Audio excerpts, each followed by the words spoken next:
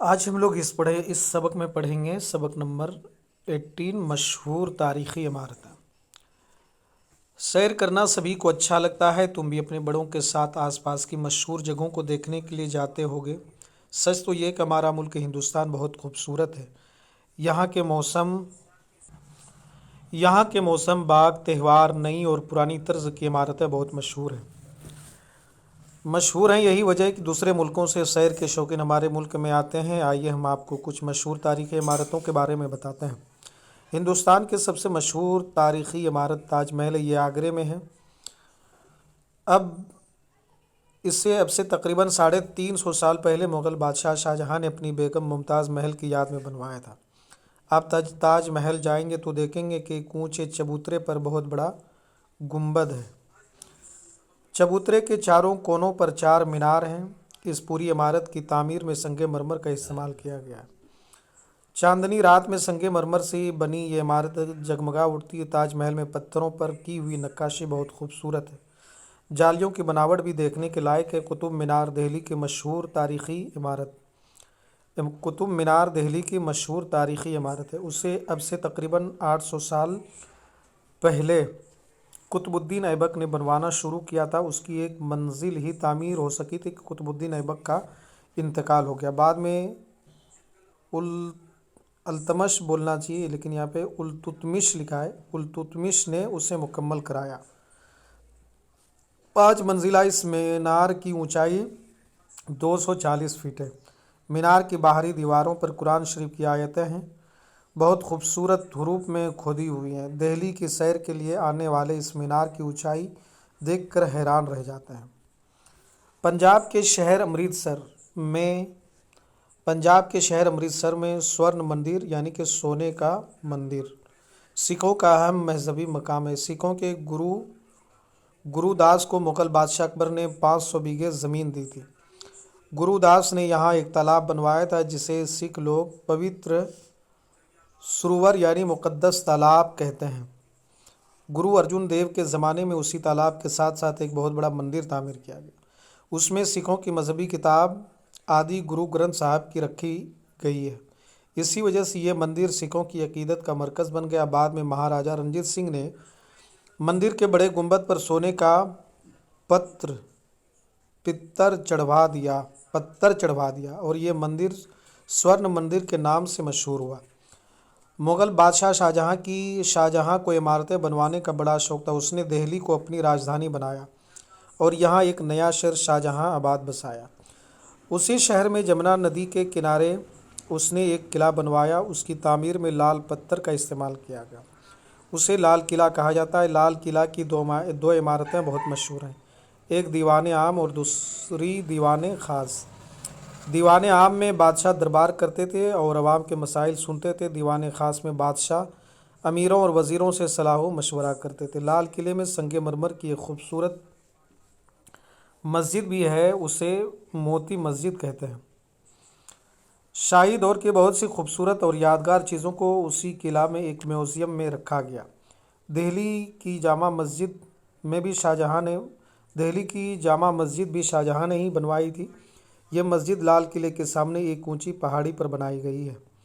اس میں داخل ہونے کے 3 دروازے ہیں، بہت سی سیڑھیاں چڑھ کر اوپر جانا پڑتا ہے۔ مسجد کا بہت بڑا صحن ہے، صحن کے بیچ میں ایک حوض ہے۔ 3 گنبد اور 2 مینار اس مسجد کی خوبصورتی میں 4 چاند لگاتے ہیں۔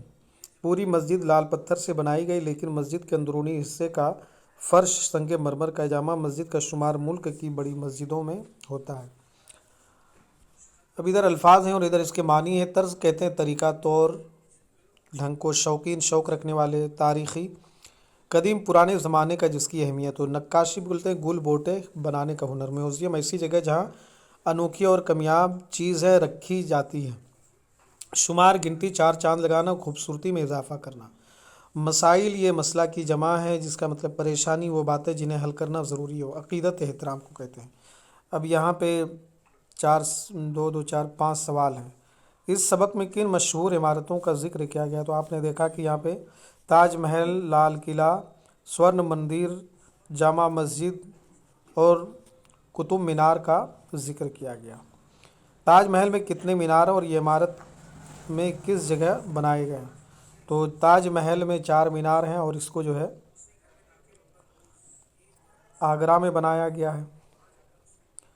قطب مینار کی اونچائی کتنی ہے؟ تو آپ نے یہاں پہ دیکھا کہ قطب مینار کی اونچائی 240 فٹ ہے، 240 فٹ۔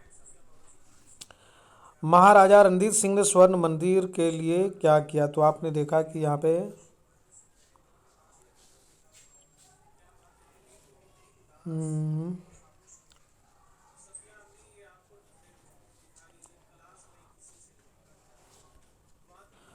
تو آپ نے دیکھا کہ مہاراجہ رنجیت سنگھ نے سورن مندر کے لیے جو ہے کہ اس کے اوپر سونے کا جو ہے پتھر چڑھا دیا تھا۔ جامع مسجد میں حوض کس جگہ بنائی گئی؟ تو جامع مسجد کے بیچوں بیچ حوض بنائی گئی ہے۔ اشارے کے مطابق ان الفاظ کے جوڑ بنائیے، جیسے کہ تاج محل تو سنگ مرمر، قطب مینار یعنی قطب الدین ایبک، مقدس تالاب اب سورن مندر، دیوان عام، لال قلعہ، اونچی پہاڑی، یہ جامع مسجد۔ پڑھیے، سمجھیے اور لکھیے۔ یہاں پہ کچھ گرامر کی بات بتانے والے ہیں۔ حامد کل سیر کو جائے گا، کیا آپ بھی استاد کے ساتھ تاج محل دیکھنے جائیں گے؟ میں خط لکھوں گا۔ ان جملوں میں سیر کو جائے گا، دیکھنے جائیں گے، خط لکھوں گا فعل ہیں، ان سے ظاہر ہوتا ہے کہ کام آنے والے زمانے میں ہوگا۔ ایسے فعل کو فعل مستقبل کہتے ہیں۔ وہ فعل جو آنے والے زمانے میں کیا جانے والا اسے فعل مستقبل کہتے ہیں۔ زمانے کے لحاظ سے فعل کی 3 قسمیں: ماضی، حال، مستقبل، پریزنٹ، پاسٹ، پریزنٹ، فیوچر۔ نیچے لکھے ہوئے جملوں کو بدل کر اس میں لکھنا ہے۔ میں مدرسہ ہے نا، میں خط پڑھتا ہوں، میں مدرسہ جاتا ہوں ہے نا، میں مدرسہ جاؤں گا۔ اس سبق سے 10 اسم تلاش کر کے لکھنے ہیں۔ ان بیانات میں سے صحیح پر صحیح کا اور غلط پر غلط کا نشان لگائیں۔ لال قلعہ جمنا ندی کے کنارے ہے، بالکل صحیح ہے۔ تو بالکل صحیح ہے یہ بات، جمنا کے کنارے۔ قطب مینار آگرے میں ہے، تو قطب مینار آگرے میں نہیں بلکہ دلی میں ہے۔ گرو ارجن دیو کے زمانے میں امرتسر میں ایک بڑا مندر تعمیر کیا گیا، صحیح ہے۔ موتی مسجد لال پتھر کی بنی ہوئی ہے، صحیح ہے۔ تاج محل میں 3 گنبد ہے، یہ غلط ہے، بلکہ 4 گنبد ہیں۔ تاج محل چاندنی رات میں جگمگا اڑتا ہے، یہ صحیح ہے۔ خالی جگہوں میں صحیح الفاظ پور کرنا ہے۔ قطب مینار میں 5 منزلیں ہیں، یہاں 5 ہو جائے گا۔ اسی طریقے سے اس کو فیل کرنا ہے۔ یہ عمارتیں کس نے بنائی؟ تو آپ کو یہاں پہ لکھنا ہے قطب مینار قطب الدین ایبک، تاج محل شاہ جہاں نے، سورن مندر راجہ رنجیت نے، جامع مسجد شاہ جہاں نے۔ دی ہوئی تصویروں کے بارے میں 2 جملے لکھنا۔ یہ تاج محل ہے، یہ قطب مینار ہے، یہ سورن مندر ہے جس کو گرودوارا گرو گرنتھ جہاں پہ رکھا گیا، اور یہ لال قلعہ ہے، اور یہ جامع مسجد ہے۔ اب یہاں پہ بے ترتیب حروف کو دی گئی مثال کے مطابق ترتیب سے لکھ کر عبادت گاہوں اور مشہور عمارتوں کا نام لکھنا ہے۔ جیسے کہ یہ مسجد ایک لفظ بتا دیا ہے، یہ مندر ہو جائے گا، اس میں یہ مندر، اور یہ گرودوارا، اور یہ ہو جائے گا، اور یہ گرجا ہو جائے گا، گرجا گھر جس کو بولتے ہیں، یہ کعبہ ہو جائے گا، یہ تاج محل ہو جائے گا، یہ لال قلعہ ہو جائے گا، یہ 4 مینار ہو جائے گا۔ خوش خط لکھے، عمارتیں، باغ، تہوار، تاج محل، سنگ مرمر، قطب مینار۔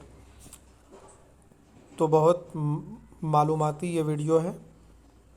اگر آپ کو ہمارا یہ چینل پسند آئے تو آپ ہمارے چینل کو سبسکرائب کیجئے، لائک کیجئے۔ پھر ہم آپ سے ملتے ہیں دوسری ویڈیو میں، جب تک کہ آپ اپنا اور اپنے فیملی کا رکھیے خیال۔ خدا حافظ۔